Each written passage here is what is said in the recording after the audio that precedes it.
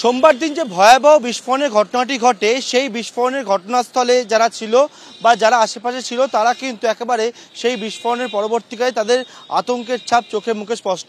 তবে আমার সঙ্গে যারা রয়েছেন তারা প্রত্যেকেই বাংলার বাসিন্দা। লালকেল্লার ভিতরে যে কাজ হচ্ছে সেই কাজ তারা করছিলেন।